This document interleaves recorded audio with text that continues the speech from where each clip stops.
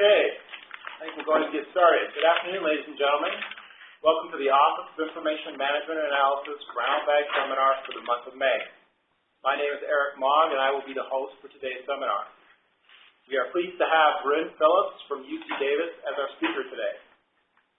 Bryn has been a research specialist at the University of California since 1992. He designs and conducts research projects to assess ambient water and sediment quality in marine and freshwater environments. His research identifies sources and causes of toxicity through watershed assessments and toxicity identification evaluation. The title of today's seminar is Interpretation of Toxicity and Contaminant Monitoring Data, Case Studies from the Stream Pollution Trends Program. With this brief introduction, I will now pass the line to Bryn to start his presentation. Thanks a lot, Eric. It's hard for me to tell how many people are online, but hopefully there's a few, and I want to thank everybody for spending their lunchtime with me. And let's get started. So this presentation, it's a brief overview of how we at Granite Canyon assemble and analyze data from complex monitoring programs. I work for the Department of Environmental Toxicology at UC Davis, and we have a satellite facility for UC Davis that's out here on the coast near Monterey, and it's referred to as the Granite Canyon Laboratory, so you might hear me say that a couple times during the presentation. But like Eric said, I've been at this lab for the last 24 years, and I think about toxicology a lot, and I know that can be a bit of an enigma to some folks, so I'm going to try to focus on the interpretation of toxicity testing data and maybe get in a little bit of an explanation of how we conduct toxicity tests just for people that are uninitiated. And then at the end of the presentation, if anybody has questions for me that they want to, either, ask during a Q&A period or contact me at a later date, I encourage everybody to do so.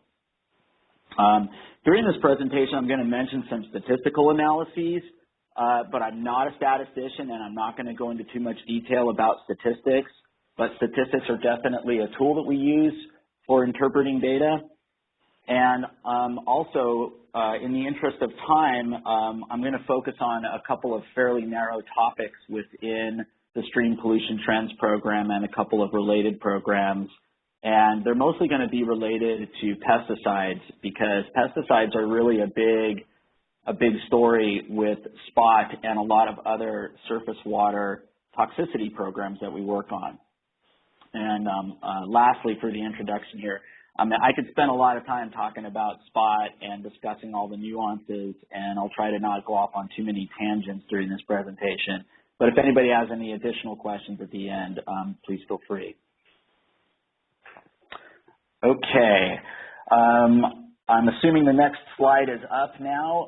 This is the background of the Stream Pollution Trends Program. You can see a lot of logos down there at the bottom. We work with a lot of different agencies and are affiliated with a lot of different groups that make SPOT work. And as SPOT gets older and older, we're also reaching out and collaborating with a number of other programs that are utilizing SPOT data, and everybody can read about that in our reports, and there will be a website at the end that'll link to those reports. But basically, SPOT's a statewide program. It's under the umbrella of the Surface Water Ambient Monitoring Program. We measure trends in toxicity and contaminants and link the trends to land use and resource management activities. Mostly we're trying to link to management practices that reduce non-point source pollution. Every year we go to 100 watersheds, and the sites that we go to are located at the base of each watershed. We do a directed design, and the design is focused on sediment contaminants and toxicity to our indicator organism, Hyalella azteca, which I'll talk a little bit more about in a second. The directed design means that we go to the same sites every year. It's not like the bioassessment programs where they do a probabilistic design and they choose random locations in stream beds. We go to the same places every year to try to pick up on trends. This makes our trends data that much more powerful. We also added another organism to our list in 2015. Last year we added Chironomus dilutus, which is a midge, and we added this second organism just because it's a little bit sensitive, a little bit more sensitive to a different suite of chemicals than our Hyalella azteca are. And so we're trying to adapt to emerging contaminants. Our trend detection can be accomplished at 3 different scales. We can see trends statewide, by land use, or at individual sites. And this satisfies the first and second program goals of SPOT. And then lastly is the collaboration part of our program. Our statewide network of sites gives context for other programs. We have stormwater programs that utilize data from our sites. We're working with DPR on doing intensive monitoring at some of our sites. And what it's all about is really leveraging the work of SPOT to assist other programs. So here's a few photos of our sites. This is just a smattering, and you can see that, you know, we go to places that are pristine coastal rivers, all the way to concrete-lined urban drainages. You know, the upper right photo there is up on the north coast. I can't remember what river it is, but you can see it's quite lovely. But the lower right is Southern California, urban drainage. The water in this ditch is considered mostly urban drool, but it also contains a certain amount of natural flowing water. It's just in a concrete lined channel. SPOT has a number of supporting projects that help inform our overall project. Our research group works on a number of swamp regional monitoring projects. So we work directly with the regions to do individual monitoring projects that sort of work off of SPOT. And we also collaborate extensively with DPR on its monitoring efforts. And recently we put those two things together into doing toxicity testing at some of the Department of Pesticide Regulation surface water monitoring sites. And it was able to, we were able to get some toxicity information related to the chemistry samples that they collect routinely. And this was able to help out regions 3 and 7, regional water boards, and give them some added bang for their buck. It gave DPR some added bang for their buck. And all of those data went into the seeding database, which they normally don't do with DPR. So, again, SPOT's trying to leverage other projects wherever possible to try to expand the monitoring world. Another thing we do at the Granite Canyon Lab is number 2 there, and it's monitoring management practice effectiveness to see if we can reduce non-point source pollutants. In the left photo there, we have an urban bioswale, which is in a Home Depot parking lot in the city of Salinas. And this is a bioswale that's designed to reduce parking lot runoff contaminants.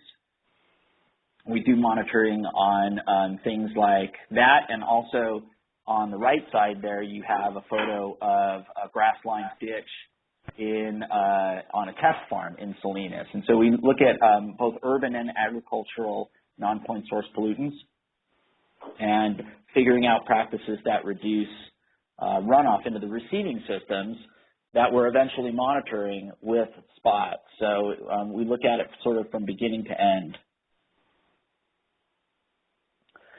The current design of SPOT focuses mainly on toxicity. Our organisms are there in the photos. On the left is Hyalella azteca. It's a small amphipod, and it's indigenous to the receiving systems that we monitor. So we consider it a good representative of the health of the streams. The organism on the right is Chironomus dilutus, and this is a midge. It's basically a fly larva, and it's the aquatic phase of a fly's life cycle. and we recently added this organism to a subset of our sites to look for a particular pesticide class. And both of these organisms are indigenous. They're very sensitive to pesticides, and they're good representatives of the organisms that are out in the field. We do a cold toxicity test. Standard toxicity tests are conducted at 23 degrees. We do a cold toxicity test, which is a diagnostic for pyrethroid pesticides. And we've been doing that on a subset of our samples since 2010. We also monitor a whole lot of contaminants, pyrethroids, organophosphates, organochlorines, PCBs, PAHs, PBDEs, which are flame retardants, and also metals. We do this at all sites, but we don't do all the contaminants every single year in the interest of trend analysis and overall budget. Some of the analytes we measure every other year. We recently started analyzing our sediments for fipronil, which is an urban use pesticide, and that's the reason we've added the Chironomus dilutus test organism, because it's very sensitive to fipronil and it can pick up fipronil in our urban sites. And lastly, we're actually monitoring microcystin, which is a product of harmful algal blooms, and we've been doing that since 2013. So let's get into some data. Real quick, let me back up a second. I mentioned earlier that I would briefly talk about how toxicity tests are conducted. I think some people have a sort of an interesting view of how toxicity data come about, but I always consider toxicity testing to be a very simple but effective tool at giving us a picture of ecosystem health. And it's pretty simple. We bring a sample of sediment, in this case, back to our laboratory. We divide it up into a number of replicate containers, and we put a little bit of sediment at the bottom of, in the case of these two protocols, 8 containers. We add overlying water to that sediment, and then we put our organisms in to that overlying water. And the organisms integrate with the sediment, they spend time in the overlying water, and they basically spend 10 days in this sediment and water mixture in these little containers, and they eat, they grow, and in the case of toxic sediments, they occasionally die. And so at the end of the exposure period, we pull the animals out and we count them and we measure their growth, and we get some indication of the impact, the potential impact that sediment might have on indigenous organisms in the environment. So that's a little quick toxicity primer, and I can answer more questions on that at the end if anybody's interested. So our toxicity data usually is presented as survival numbers, and here we have survival of our organisms in all of our spot sites during all of the years we've been monitoring these sediments. And you'll notice over the next few slides we have questions that are posed. And these are our general assessment questions that we've used to sort of guide the Stream Pollution Trends Program. And they've originated with the State Board. And it gives just a bit of a way of presenting the data and demonstrating how the spot data is helping with the objectives of the State Water Board. So our first question that we always ask is, are beneficial uses impaired? Or in this case of toxicity testing, are they potentially impaired based on laboratory results? So the first thing I always do with data is I like to plot it out. This is supposed to be a data-driven presentation, and I love to plot data out and just see if there's any patterns. Because SPOT is a trends program, I want to see if I can, literally connect the dots and see if anything's happening. In the case of toxicity data with SPOT, though, there aren't any real significant trends if you just draw trend lines among these dots, among the light blue, the dark blue, and the purple dots. There aren't really any significant trends up or down. We do some statistical analysis to determine if those trends are significant. And in the case of most of our trend analysis, when we're doing data statewide or by land use, we use an analysis of variance, an ANOVA. Again, I'm not going to talk about the specifics of that, but statistics do play a vital role in our data analysis. Another way of looking at our data is with rolling averages. In this case, I've added a fourth category of toxicity because we're averaging our toxicity over time. And so I have two 5-year periods that I can plot out in pie charts, and I can look at differences in averages over the first 5-year period versus the second 5-year period. And a couple things to point out here that are pretty interesting to me that we're writing up in our current report is that the number of non-toxic samples actually increased in our second 5-year period from 64% to 68%. That was pretty interesting to see. So even though we couldn't see a significant trend in the last figure, you can get some indication of an improvement in the non-toxic section of these samples. There's also been an increase in the percentage of moderately toxic and highly toxic samples, those light purple and dark purple wedges. So this is just another way to look at the toxicity data. To continue on the theme of our conditions getting better or worse, we can plot trends with our chemical constituents as well.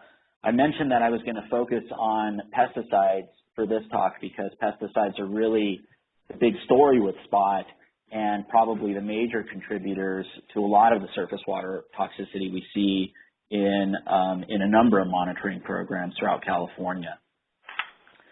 Pyrethroids have been a big buzzword. They're highly toxic. They're hydrophobic chemicals, so they definitely associate with sediment. They're transported by sediment in runoff. They're used in both agricultural and urban applications, and we actually see, as you'll see from these figures, a big input from our urban sites. And we've seen detections of these chemicals increase significantly both in frequency and in magnitude. So what I've done on the left figure there is I've plotted the average concentration for all of the sites throughout the state, and we have a significant increasing trend in the concentration, average concentration of pyrethroids over time. Even though there's that little dip there in 2014, the overall trend statistically, using analysis of variance, shows a significant increase. And what's interesting to note when you're plotting these data is you can see the median there is really quite low. That purple line is quite low, and it's really reflective of the agricultural and other watersheds that we monitor these chemicals in. The real driving force of the average, as you can see from the figure on the right, is the urban inputs. We have really, really high concentrations in urban inputs. There's locations, a couple of locations in Southern California that are the highest concentrations in the state, and are just so astronomical. It's we had to double check the chromatographs at the chemistry lab to make sure it was right. But pyrethroids are definitely a big story in California to date. So the figure on the left gives us an indication of are the conditions in terms of pyrethroids getting better or worse. And then the magnitude and extent of the problems is sort of presented on the right. We can see that the magnitude and the extent in the urban areas is really very high.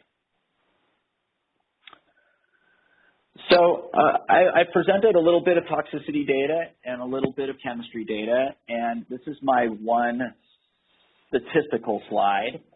And principal component analysis is definitely something that not everybody thinks about every day in terms of analyzing data, but it's a very, very powerful tool that allows us to associate all the different parameters we measure as part of SPOT. It's a multivariate statistical analysis that looks for groupings.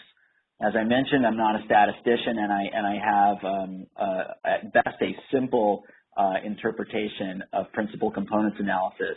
But we use it in SPOT to see where things group together.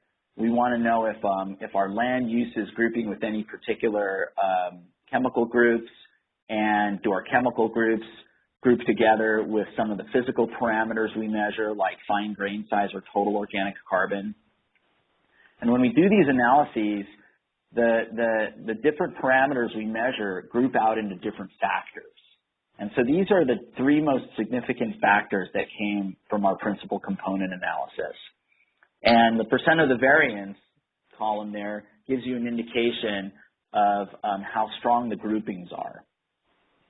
Once we've done these groupings, we can compare the factors to the toxicity data that we measure in the laboratory, and we can see if there's a relationship between what we're observing in the factors, the groupings, and our toxicity data, and we call that a post-PCA regression analysis. And the shaded cells there give some indication of a significant relationship between the PCA and the percent survival reported in the toxicity tests. You can see that our toxicity data significantly correlate with urban development and also PCBs and chloridane, which are not really considered drivers of toxicity. And toxicity also correlates with the sum of pyrethroids and sum of metals and total organic carbon and grain size, fine grain size. So we have two positive relationships there. The toxicity increases with increasing urban development and with increasing pyrethroids. This is another way of depicting that, at least the relationship between survival as a percent of the control and the sum of the pyrethroid toxic units, which is another way of measuring, or another way of depicting the concentrations of pyrethroid chemicals that we measure in these sediments. We calculate toxic units by dividing the concentration we measure in the sediment by the organism-specific medium lethal concentration for each individual chemical. With pyrethroids, they're additive, so we can sum all of those pyrethroid toxic units together and get a total number and then plot it against survival. Basically, this is a really classic wedge-shaped graph. There are a couple of outliers there, but generally speaking, as the number of toxic units increase along the x-axis, you get a decrease in survival. The outliers, the blue dot on that 60 line and the light blue dot, which is somewhere up in the 80s or 90s, those are basically sites where we had a pretty good pyrethroid signal, but it didn't cause significant toxicity. And that can be attributed to a number of reasons, mostly related to the bioavailability of the contaminant. The great thing about the organisms is they're going to tell you what's bioavailable in the sediment. If you just went out there and measured pyrethroids and said, oh, this place is going to be very toxic based on these concentrations, it might not always be true. There might be something in that sample that's sequestering those contaminants and keeping them from being accessible to the organism. And those blue dots are good examples of that. One thing that's pretty interesting about SPOT, though, is pesticide medium lethal concentrations, or LC50s, were exceeded in 19% of the samples. It's a pretty high number. And it's about the percentage of samples that are considered toxic or highly toxic in the program.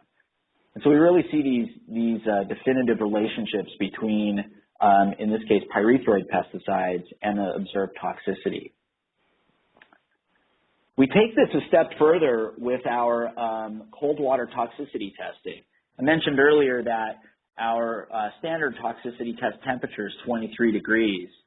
We test those same samples simultaneously at a colder temperature, in this case 15 degrees, and you can see that the results are quite a bit different.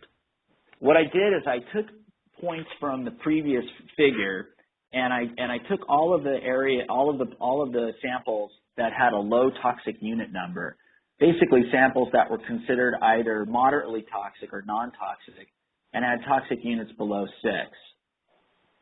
When we tested those exact same samples at colder temperatures, you can see how the survival dropped in the right-hand figure. And it's pretty significant, and again, it's all indicative of pyrethroids as contributing to the toxicity. So we have a pretty clear story there between pesticides observed in swamp, or I'm sorry, in spot, and the toxicity we observe in spot.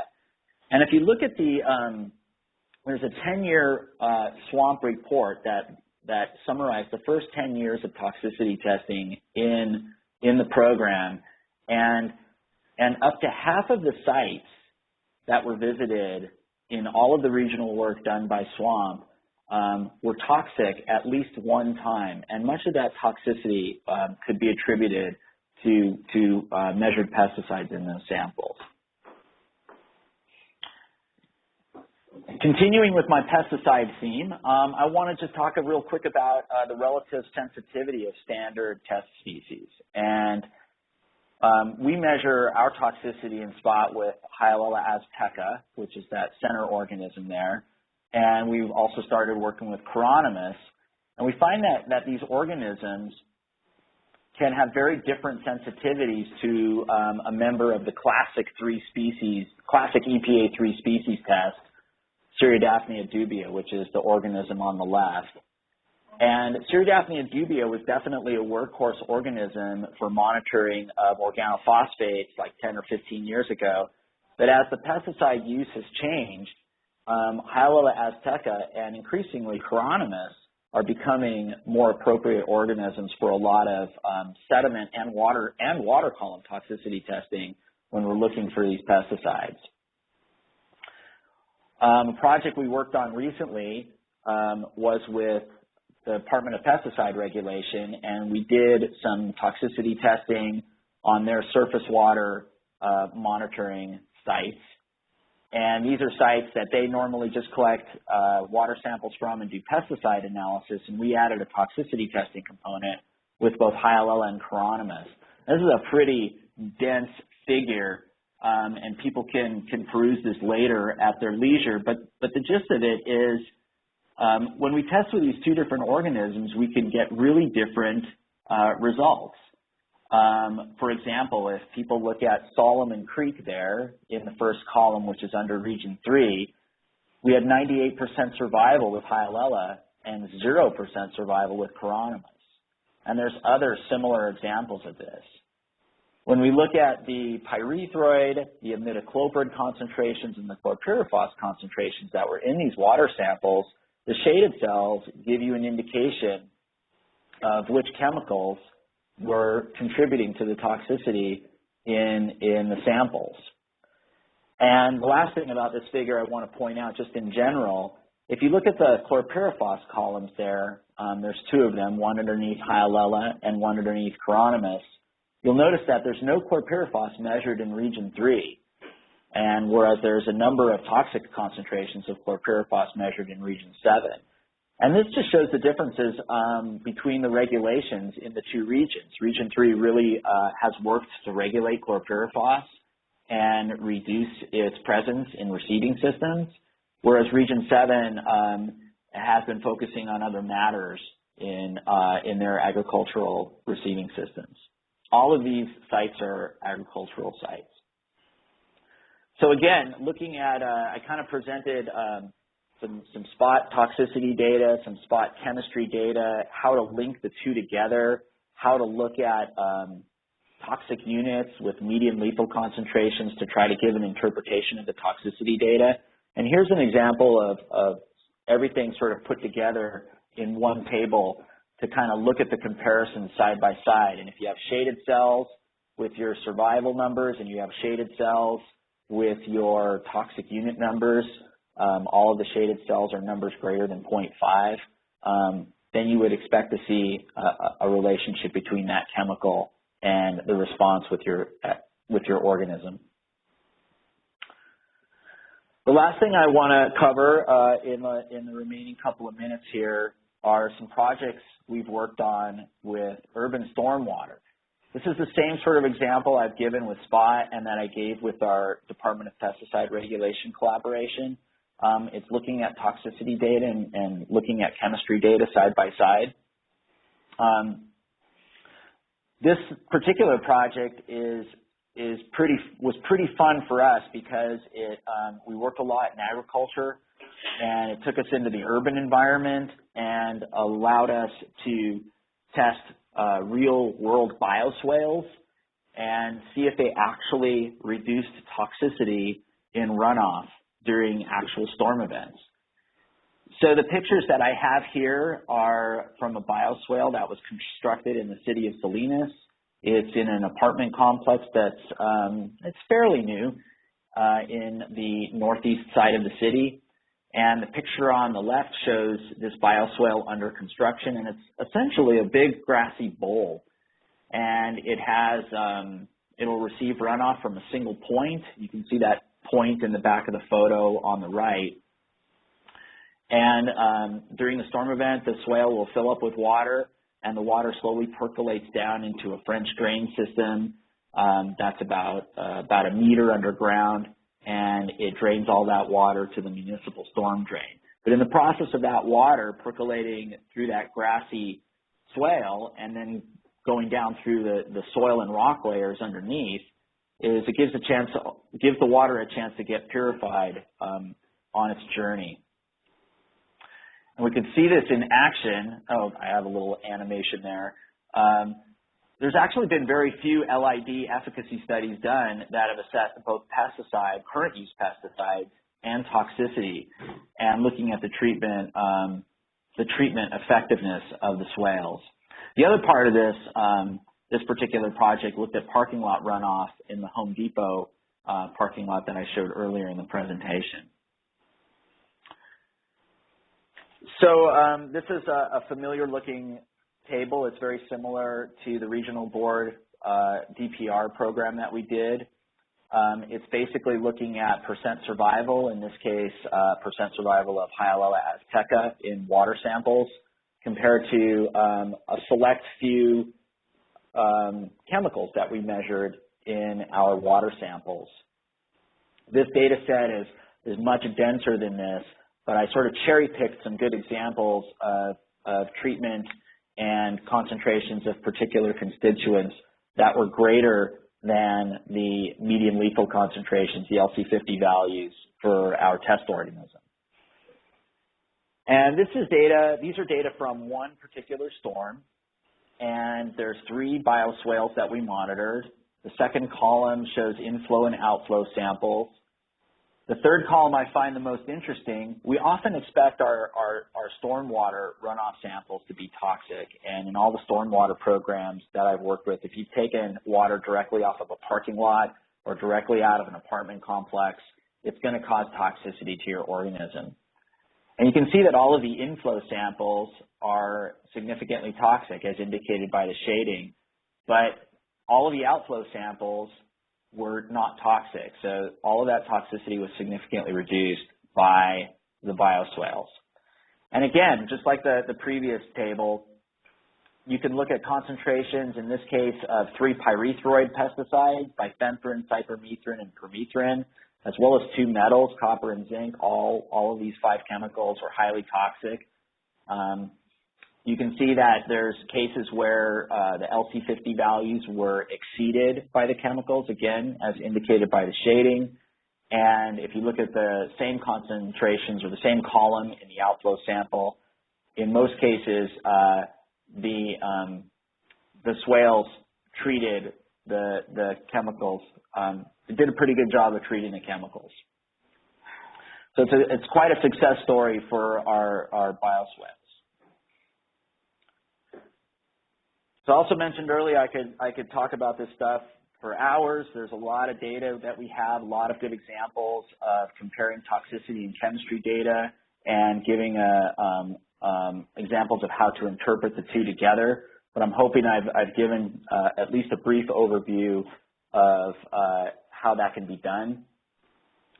We've shown that toxicity and chemistry data can be used to indicate trends. That's what SPOT is all about. We also use toxicity test results to indicate impacts to beneficial uses. The data are most valuable, though, when we can attribute some cause to the toxicity, when we can look at the chemistry data and really identify what particular chemical class is contributing to that toxicity. Potential causes of toxicity can sometimes be determined by comparing chemical concentrations to published threshold values, but not always. That's not always the case. Sometimes you don't have a definitive answer. That's where diagnostic testing comes in handy. Some folks might have heard of toxicity identification evaluations. They're mostly used in the effluent testing world, but there are a number of examples in the literature where TIEs have been used successfully with ambient samples. Testing at cold temperatures is a classic example of a TIE treatment. We've just expanded it to a large scale within SPOT to indicate causes of toxicity. So with that, I want to thank everybody for spending their lunchtime listening to me ramble. And if anybody has any questions, I'd be happy to answer them. There's my email address on the screen and also a link to the SPOT website on the Water Board's main website. That website contains all of our reports. It contains fact sheets and some recent project-related memos we've written. And then at the bottom there is the granitecanyon.org website that shows some pictures of our lab and some of the stuff we do there. All right, thank you. All right, thank you very much, Bryn. Do I go ahead and unmute everybody? We'll unmute everybody. And all guests have been unmuted.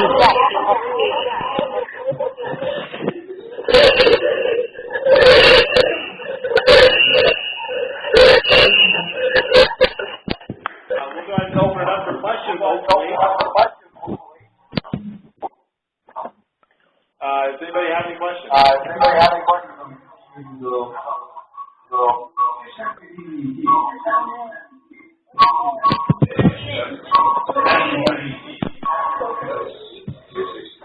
Late 60s, okay. The fluoridate is taken off the market.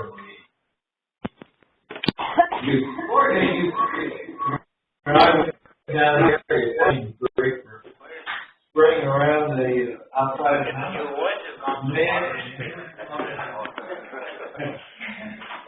I'm having a hard time hearing questions if people are actually asking them.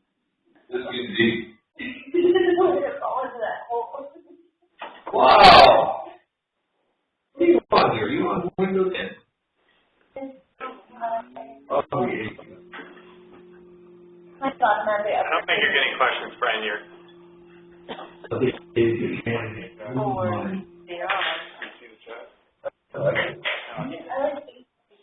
I like 10. Questions there? Yes, download that.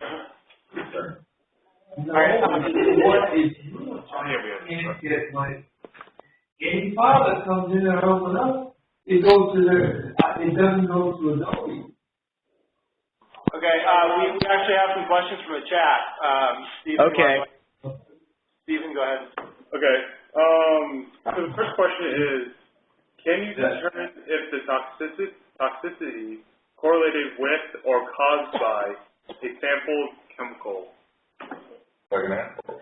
Yeah, we definitely can determine if our toxicity is caused by a chemical.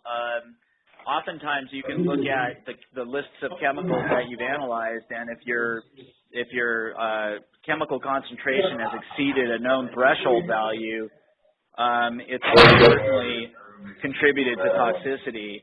Another level we can do is another thing we can do is do toxicity identification evaluation, where we can isolate different chemical causes and hopefully zero in on at least a class of chemicals, if not a specific chemical causing toxicity. It's pretty complicated because the animals are definitely responding to everything in the sample, and so it's hard to get a particular chemical, but sometimes you can get that smoking gun. Okay. You know, you have even trying to open up a word document or. Are there any other questions? There's another couple other questions, but should we unmute everyone? Unmute everybody, and then unmute. So I stay with that, but what's bothering me now. All guests have been muted. It's 831. Yeah. 402. There's always issues with these.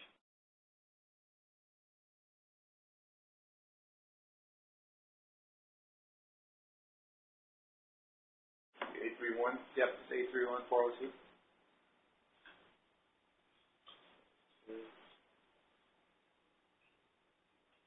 There we go.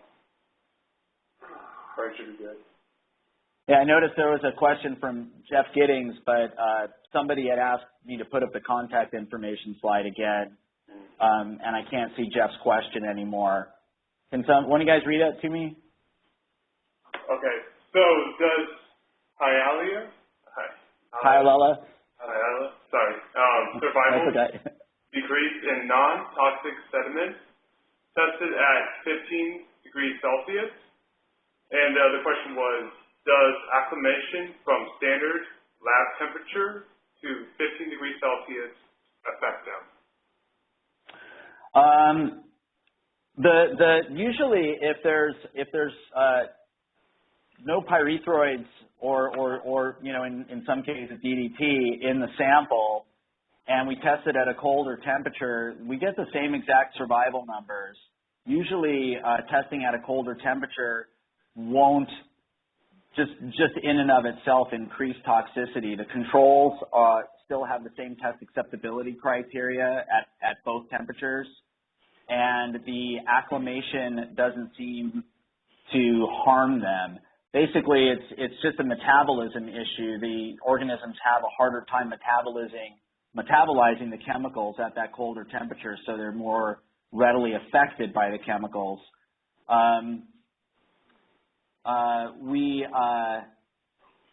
We acclimate the organisms for a couple days in the lab before introducing them to that 15-degree temperature and the test.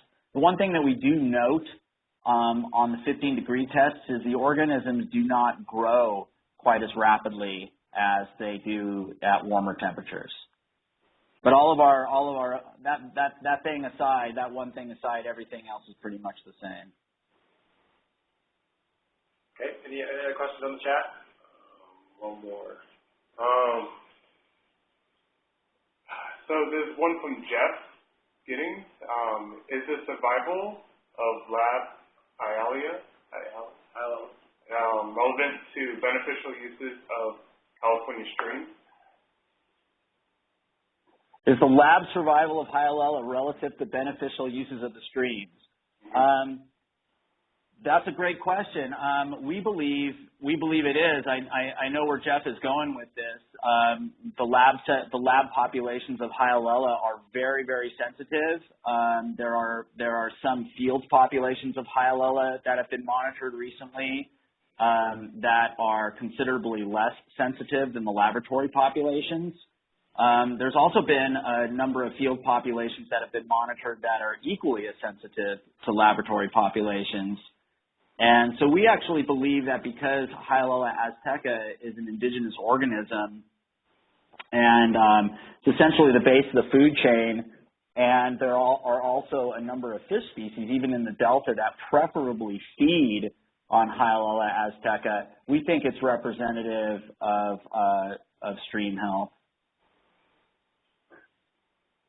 Okay. One more? Or? Actually, we've kind of run over here. I think we're going to have to close it down. We're at 12:44. So I want to thank you, Bryn, for an excellent presentation. My pleasure. I want to remind everybody that the next seminar is June 30th at 12 o'clock. Hope to see you then. Thank you and goodbye. All right. Thanks a lot, you guys. Bye.